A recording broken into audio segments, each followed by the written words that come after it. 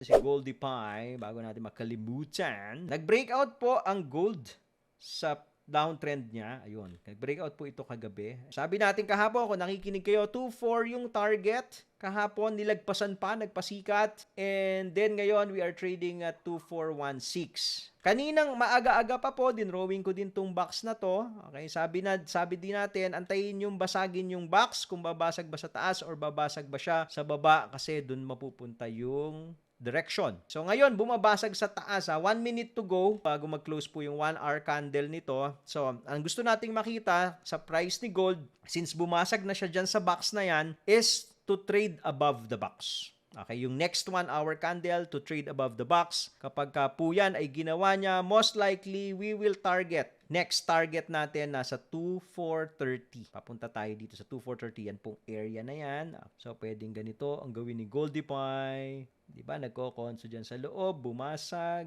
mag-retest dito sa box ulit, hanggang sa ma-reach niya to. So, pwedeng ganon. Pag after that, tignan natin kung magko-correct. Pero most likely, posibleng mag-correct ha. Posibleng mag-correct after that. But let's see.